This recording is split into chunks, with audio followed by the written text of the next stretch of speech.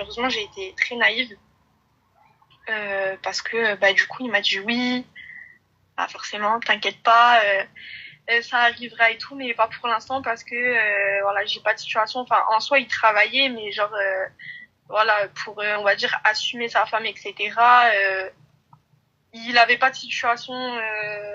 Enfin, sa situation n'était pas assez aisée pour faire le strict minimum, c'est-à-dire subvenir à mes besoins et remplir ses obligations en tant que mari. D'accord.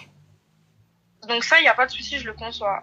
Du coup, si tu veux, dans la relation, donc on est resté comme ça, mais j'ai essayé de faire des efforts de façon à ce que voilà, on limite quand même le contact, etc. quand il n'y a pas de troisième personne et tout.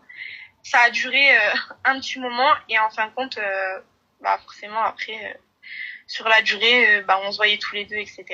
Bref, c'était on va dire des petits péchés mineurs qui ont fini plus importants et qui sont arrivés jusqu'à la fornication. Honnêtement, D'accord. c'est très dur pour moi de t'appeler et de m'exposer Il n'y comme a pas ça, de d'autant souci. plus que tu as énormément d'abonnés. Il n'y a pas de problème. C'est vrai que c'est assez stressant et j'ai honte de ce que j'ai fait, mais si tu veux, maintenant je me sens prête à en parler parce que voilà, je me suis rendu compte de mes erreurs et j'ai demandé pardon et aujourd'hui, ma relation a pris fin et c'est vrai que j'ai beaucoup de complications. Enfin bref, et du coup, donc on en est venu à la fornication et en fait, forcément, il est arrivé ce qui est arrivé. Je me suis retrouvée enceinte et là, j'ai essayé beaucoup de discuter avec lui pour essayer de rattraper entre guillemets l'erreur qui était déjà commise, mais essayer de la rattraper au mieux.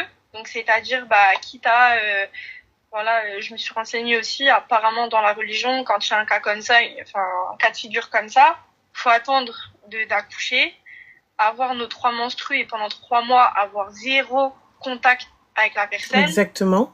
Et suite à ça, pouvoir procéder à faire les choses bien. Sauf qu'en fait, lui, il n'est pas du tout d'accord.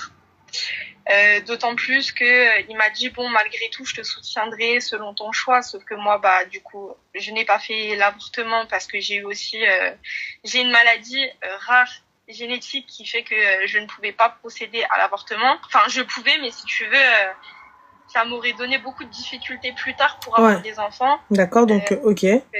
Des pathologies compliquées. Bref.